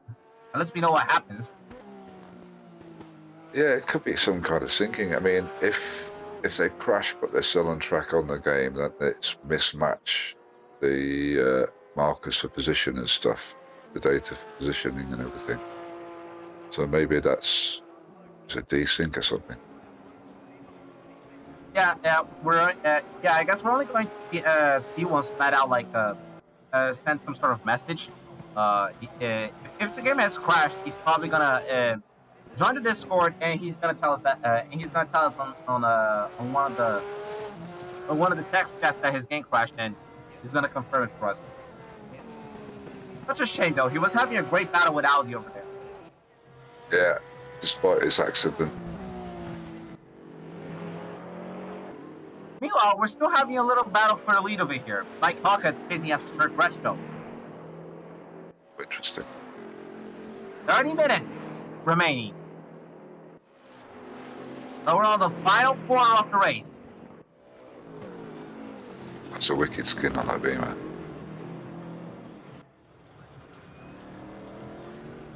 Oh, hello, Matt Owl. Yeah, my game crashed. Yeah. Yep, just expected. Now we know what happens when a game crashes. The car just careens off into the barriers, passes through the barriers, and it just falls into the void. So now we know what happens when a game crashes. Yeah, lucky buddy. You're doing so well there. Well, that was annoying because it's been fine all the way through the series, and then just decides to do it during this one. So it's like, okay. Whatever. So shit happens. You okay? You okay, Matt Owl? You okay? You okay, Al? Your voice needs a bit raspy.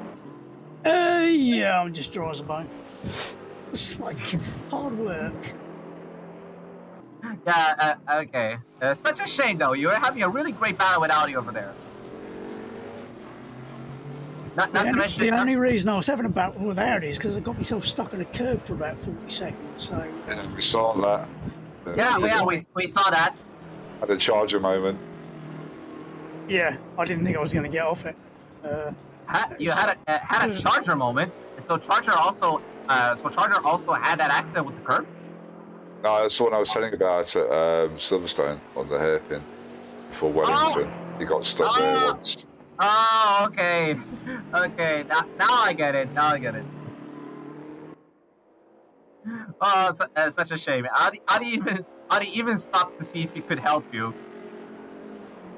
Yeah, he's good man. It's just I stuck it in first, stuck it in reverse, and it just wouldn't rock. So it was obviously struggling like helping to get some traction, which also burnt a shitload of fuel. So I was trying to have to save even more fuel, sitting behind Audi, trying to save even more fuel to manage the 4 laps between the pits, which I think would have paid off in the long term. Not now, obviously.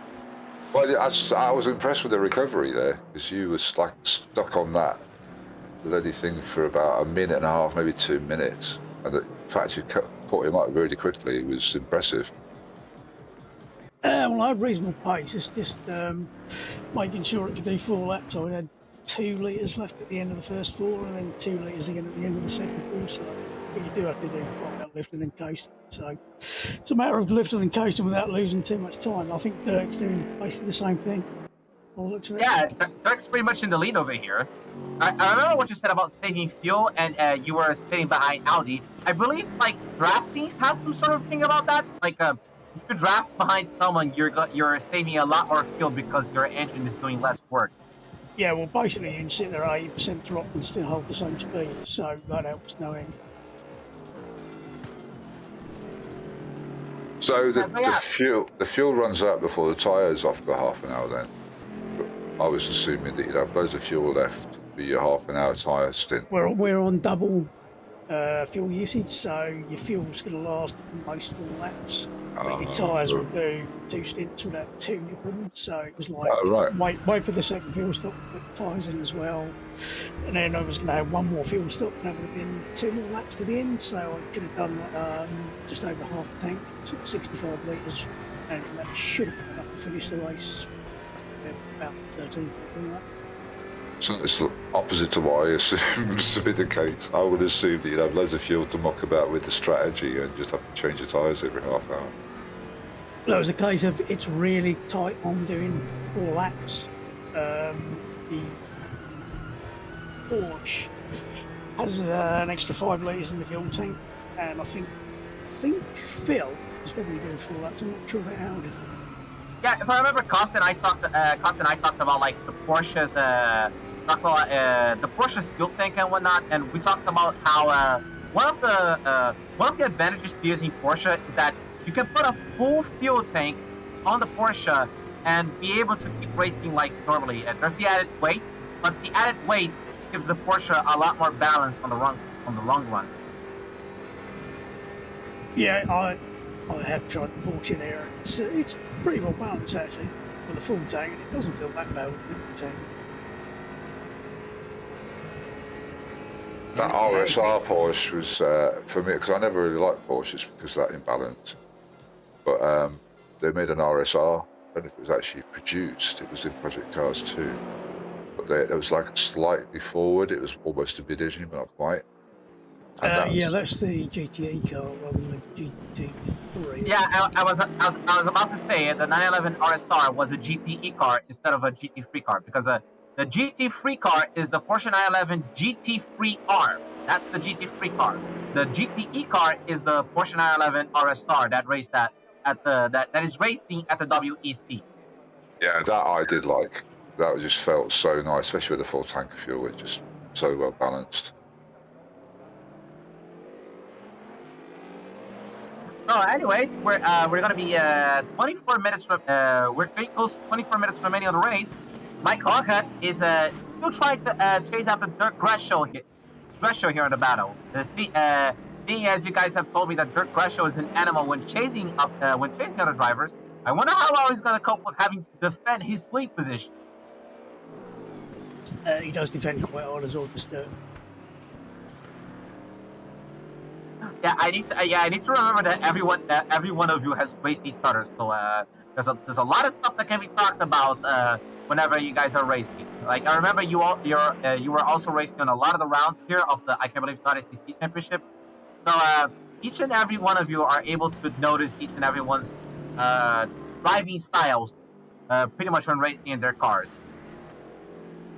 And like I said, racing all the cars as well, you get to learn the capabilities of the cars, its faults. So if you're behind an Aston Martin and you know that it's not so good at braking as the car you're driving, you have to make an answer. That's the real skill. Learning the cars and your opponents. You know, picking the weak points to attack and easing off at the dangerous points. I presume Hockett has been doing 3 lap stints, so change cars after second, maybe. I'm just thinking Dirk might have much better tyres there. He did the same thing I did. It was 2 stints, change tyres from second stint, so he's only done laps now. Well, if Hockett's close to Gresham, then that must be it. If he's able to be close to Gresham like this, then he must have done the same strategy that you were talking about right now. Well, no, because he's several seconds a lap faster, but he possibly does slightly quicker stops if he's not putting so much fuel in. So if he's putting in about 95 litres, but rather than 115, that'll save him a few seconds on each pit stop. But he's doing one every 3, he's doing one every 4 laps. But he's hammering it now, though, and it But looks like he's got. he's definitely a lot quicker. But it's like everything else. It's like the old care and the tortoise job, really. Well, we'll have to wait and see if that's going to help him in the long run. He's still chasing third Gresham over here. Just over a second. That's very close, isn't it? Yeah, that's pretty close. That's pretty close. So we're still going to see a pretty intense battle over here, exactly for the lead.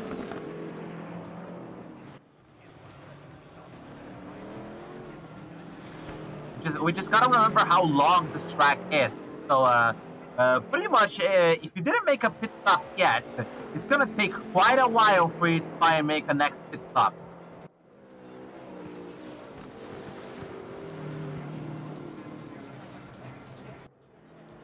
Well, it's about 26 seconds stationary to put in the full tank of fuel, 115 litres. So then an extra load of tyres.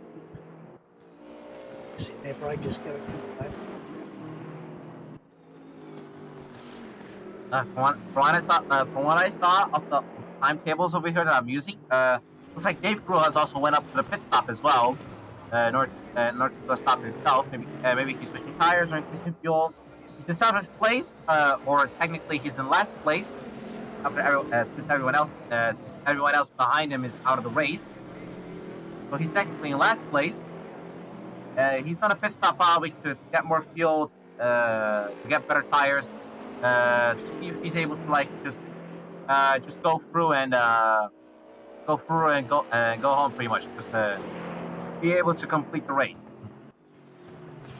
Everyone else is pretty far away from each other. FX is 37 seconds away from Audi.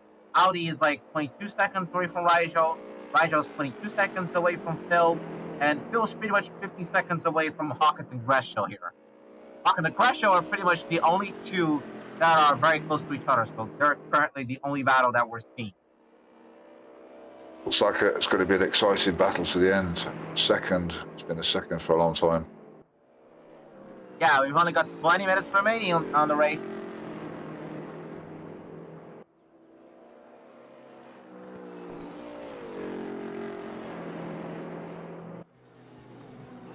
So, Matt, out of the cars that you've raced on these sim racing games, which car is your favorite? Like, is it like the M63? Is it any other car that you've raced as well?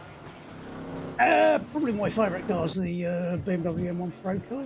I just love that car. It just sounds nice, handles nicely, and it appears in so many different sims as well. Just one of those nice cars. I just like the shape and everything. So it's always a joy. It's here, RaceRoom Lanes. There's other sims, so it's all over the place. But if you're talking ACC, then it's a bit of a toss-up between several cars. I like the GT4s as well. So we like driving everything. My favourite's the Lambo. In ACC at the moment, Lambo, the GT Evo, whatever it is, that's awesome. But I'd drive it in any game. I just love the sound of the Lamborghini. You know, it just feels like powerful, and it's a real Italian race car, and it actually handles pretty well. Brakes are a bit iffy, but it handles pretty well. Yeah, I guess it's helped by the fact that Lamborghini loves to try to do everything in their power in order to make their cars easy to drive for everyone. If you guys know, most Lamborghinis are pretty much four-wheel drive. From what I know, they've actually begun selling a few rear-wheel drive versions of their cars. The Huracan has a rear-wheel drive version. The normal Huracan and the Evo as well. They have rear-wheel drive versions as well. But most of the cars that Lamborghini makes are all four-wheel drive, pretty much. I don't see the point of a front-wheel drive supercar. This is rather Mondeo. Yeah, Mike Hawkins currently right up behind the tail of Kirk Gresham over here. They're approaching the Dottingahara. Mike Hawkins is definitely gonna see if he can try and use the drafting to his advantage, because Dottingahara is a pretty long straight.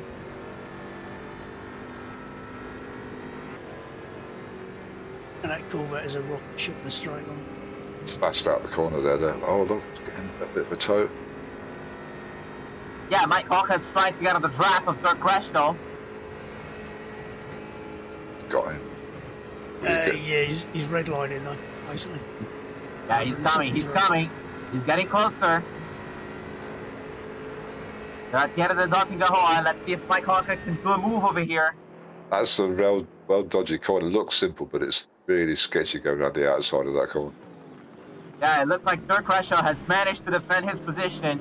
Mike Hawkins is going to try and look for another opportunity to try and overtake him. Now on the main straight. Oh, looks like they're going to take a pit stop here. Looks like they're going to try and take a pit stop.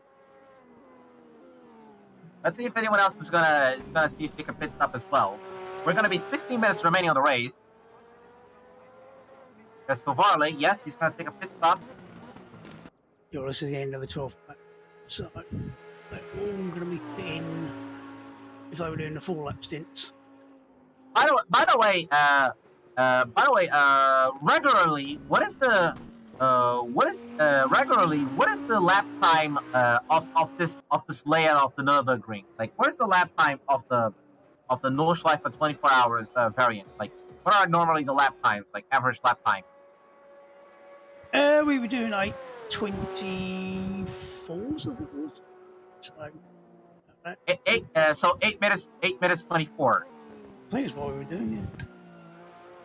Yeah, so we're pretty much going to have a few more a free actually what I want to say two more laps. we're going to have 2 more laps, 2 or 3 more laps depending on how everything goes. We're going to have 15 minutes remaining after all. So we're probably going to have 2 more laps on this race. FX. I'm so wrong.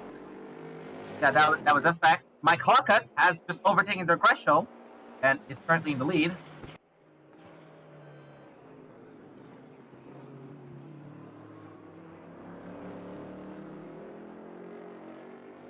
Well, Dirk ain't going to give up, that's for sure. Yeah, he's not going to give up still. Yeah, I think Huckett was doing 8:21s or so he's definitely got a pace advantage over the rest of us.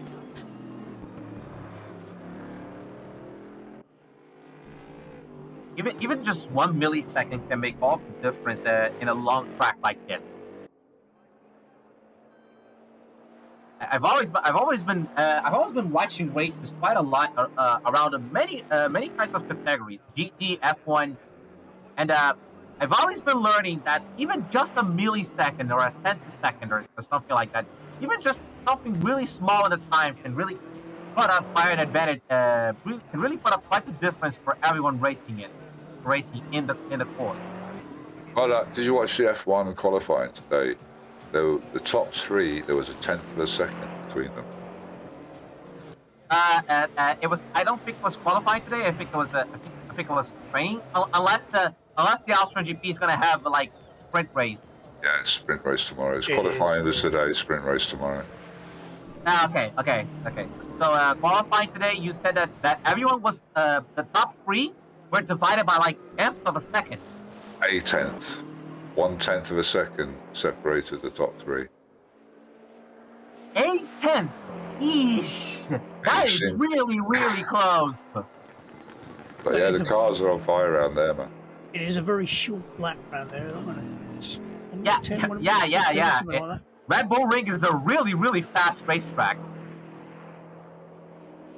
No wonder it's called the Red Bull Ring. I think the Red Bull cars have an advantage on top speed, I believe. It's called the Red Bull Ring because it's owned by Dave Matterstreet. Interesting history of Red Bull, actually, because they weren't like a multi-billion-dollar financed. I think they were bought some failing F1 team for $1 or something, then built from there. And pure enthusiasts. I can remember. It's kind of fun. It's kind of funny to think that one of the major manufacturers of F1 today is pretty much just an energy drink, instead of being something like Ferrari or Mercedes, which are actual car brands. Exactly, and they started with an F1 team they bought for £1. It's really even so. It's really impressive to see how much they've grown after they bought that team for that cheap of a price. It's really great to see how much they've grown. Yeah, it's like independent music, you know. You haven't got this massive corporate business behind a lot of the labels, and then you get these independents who just love music and having fun, and they suddenly become mega. Yeah. That's pretty much the thing. You should have fun with the work that you do, because I remember hearing once this phrase that if you're working with something that you like, you will never need to work at all, because everyone associates work with like being a bad thing, because they're just doing something over and over and over again. But if it's something that you like, you're pretty much not just working. You're doing something that you really like, and you're getting rewarded for it. For example, here I am commentating the last race of the I can't believe it's not ACC championship, and I'm having a blast. Like I never thought I would be able to use my loud voice for like something good, but then I tried commentating. Like the first race I commentated for RWB was pretty much that 2.4 hours of Kialami, and I just absolutely adored every single moment of that race that I was commentating. I pretty much started like with the normal microphone off my notebook, and then as time went on, I tried to get like better equipment until I managed to get enough money in order to buy the headset that I'm currently using right now, and I'm loving every single moment that I'm able to commentate these races. I should gather up enough courage to be able to commentate more of those longer races that you guys are going through right now. Like we'll sort out a shift system, you know, so you don't have to carry the burden. I mean, I'll always be there for whatever's needed, so you know you can just concentrate on just doing your bit, and we'll spread the load. But back to what we were saying about having fun, just relaxing. Also, I think a lot of Red Bull's success is because they have such quality engineers and feedback from the drivers. Because like Max looks really, really comfortable in that car, and the car looks like a Italian-made glove, you know, fur lining that fits comfortably, and it just perfect mix with Max and that car. Don't know what it is. They've got something going there. Might not be the fastest, but they're technically superior, I reckon. Yeah, but you also got to remember that the Red Bull Racing team also favors a lot Max over their second drivers, kinda. I don't think so. I think they can tell, you know, the way they've, you know, Checo's always kind of played the team thing and not asked, you know, he's very humble. He'll give Max the advantage if he thinks it's good for the team, which is great for team confidence and team spirit, you know, and they seem to gel on the track, you know. You can never tell behind the scenes. Checo's a real godsend to Red Bull Racing. Like he's been doing a lot of good work for the team. He even won this year's Monaco GP. Yeah, I mean, you know, look at, you know, listen to him, and he's, you know, he's just chilled out. He's a humble dude, you know, and he'd rather put the team first, and he'd rather Max do what's good for the team. And whereas, you know, don't want to be bitching people, but Leclerc's becoming a real pain in the arse. He's not getting his own way. He's just bitches. It's a bit sad, mainly because I was actually really hopeful for Leclerc. I kind of actually wanted him to like be able to fight for the championship, but all these problems that have been beginning going on with him, it just really must be getting him really frustrated. That's like, the problem. Is the young lad. It's a young lad who's impetuous and is getting frustrated, which is, you know, it's obvious. But at that high level, you've got to be able to perform, you know. And if you lose confidence, then it affects everything. And he just needs to bellow out. Another year, it'll be fine. you know, but he's going through a learning curve at the moment. I think as far as his frustration and his impetuousness, it's his own worst enemy, like a lot of racers. Yeah, pretty much. Anyways, it looks like we are beginning the final lap. We have 7 minutes remaining, and we are apparently beginning the final lap of this race now. Mike Pocket is in the lead, and pretty far out from Dirk Breschow. So it looks like Mike Pocket is going to be on his way to a victory here at the Nürburgring race.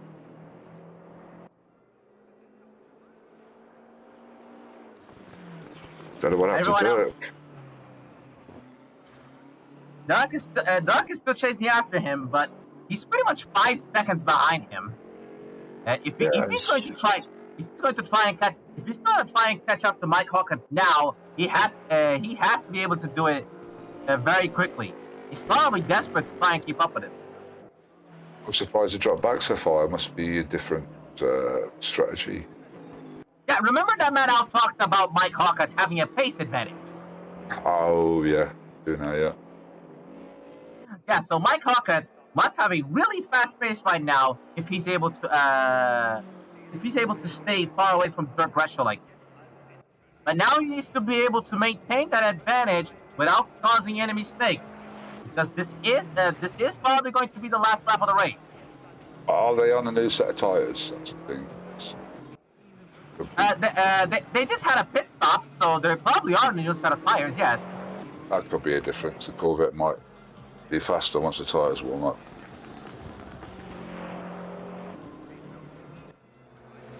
Well, they wouldn't have changed the tyres in the last pit stop. Worth it for the last 2 laps. You know that? 2 laps on the tyres, I think. 6 laps or the end of the race on these tyres. So less than half a race. I'll have to wait until I can see the timings before I can tell you when I get changed is. I'm guessing after his 3rd stop. Might have been after 2nd. Well, like you were saying, you know, you have to stop for fuel twice, but a set of tyres the last 2 stints. So I'd assume that you'd leave the last set of tyres. Well, if you're stopping every 3 laps, you're either going to have to change them after 6 or after 9. 9 would push a bit. Because they were getting, can't remember, down to 29% on the pit stop. So they were getting a little bit slippery, shall we say. Mainly because I believe hot tires are a lot more slippery than tires at like normal temperature. I remember noticing like slippery tires. Whenever I tried experimenting with a fuel gauge in order to check the physics, like I remember doing this experiment once in Gran Turismo 4, and we'll put like B spec, and for the car that I was racing on that race, I would put like the front tires would have a harder compound, while the rear tires would have a softer compound. So that means the rear tires would heat up much easier. So I did that experiment, and after a while, the tires were pretty much red hot, and the car would just be drifting around the entire track as if they were drifting. Pretty much these are some of the experiments like I try doing in order to be able to know some of the car physics. So pretty much from what I learned, very hot tires are pretty much very, very slippery. I can testify to that by the fact I fell off a motorcycle whilst racing because I overheated the front tyre.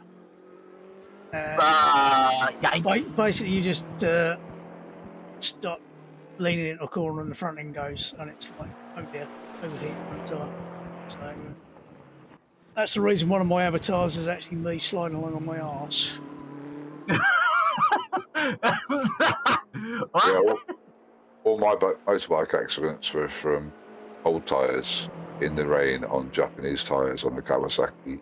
Slid off twice, once on a metal grid and once on diesel on the road.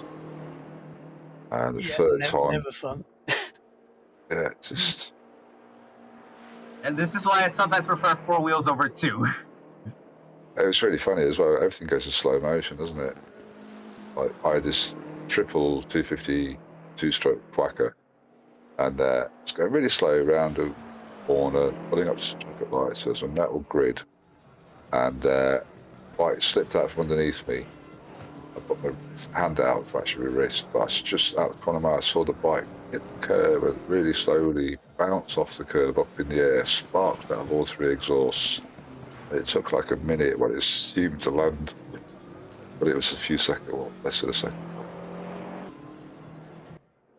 The only guys the only people I know that would be able to ride a bike really fast and while maintaining a lot of control would be those crazy bikers that like race at the Isle of Man TT. Like Cos, you're from Ireland, right? Yeah. Is the Isle of Man part of Irish territory, or is it its own country?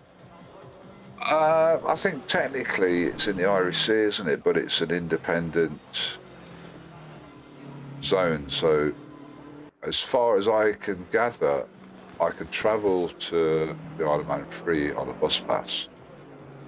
I see. So I suppose it's flashed as Irish waters, but it's independent. I see. But still, the Isle of Man has one of the craziest and most dangerous races known to man, which is the tourist trophy, the Isle of Man TT. And those riders, the riders that race in there, are pretty much like the best riders of the entire world. Like, if they can ride the Isle of Man TT, they can pretty much ride anywhere, even if they only have 2 wheels. I think the Isle of Man is pretty dangerous, and there's guys die every year for what they love. But I think the Northwest 200 is much more dangerous because they have curbs that are like a meter tall, massive great curbs with cast iron lampposts. Yeah, it's sketchy. Well, it's the usual problem. It's perfectly safe to crash a motorcycle. It's suddenly stopping when you hit something and cause the problem. So that's why, relatively speaking, the sort of Grand Prix racing is safe. Something like the Isle of Man or road racing is a lot more dangerous because it's down country roads where balls and other shit hit. So that's the reason. Yeah, we had one in my town. We had the Southwest 100. We had the same guys, well, not all the same guys, but a lot of the guys that would do the Northwest and the Isle of Man, professional racers. But up in my town where I live, we had a little race around the town. And that was pretty dangerous because it's the Irish roads where I live. I think Mr. Hoggett's nearly finished. Yeah, Mike Hoggett's almost finishing over here. He's right at the last part of the track because he just crossed the Dottingham.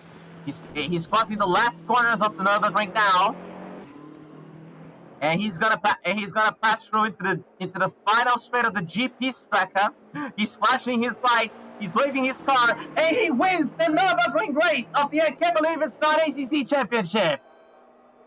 That was a good race. Incredible racing. John Crashow is going to finish in second. Phil Varley is still making his way in order to be able to finish third. Rigel is going to be making his way to finish fourth. Audi is already entering the Dottingham and it's going to finish in fifth. FX is up there at the back, and he's going to finish. He's going to see if he can finish in sixth place. And the last finishing driver is going to be Dave Crew, who's going to finish in seventh. But our race winner is Mike Hockett. After such an intense battle with Dirk Greshel, he's managed to overtake him on the pit stop, and finally he's managed to be able to throw around, keep his position going. He had a pace advantage as well, being much faster than Dirk during the race, and he's managed to finish up in first place and win the race. We should definitely see the championship though, because remember, this is the last race of the championship.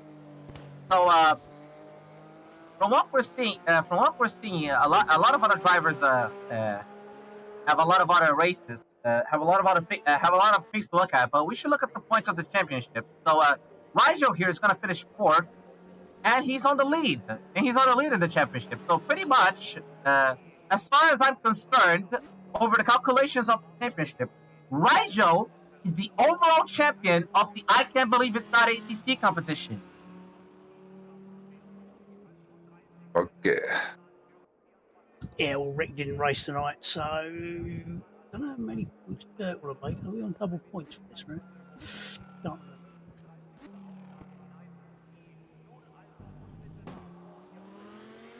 That was an amazing race that we just had.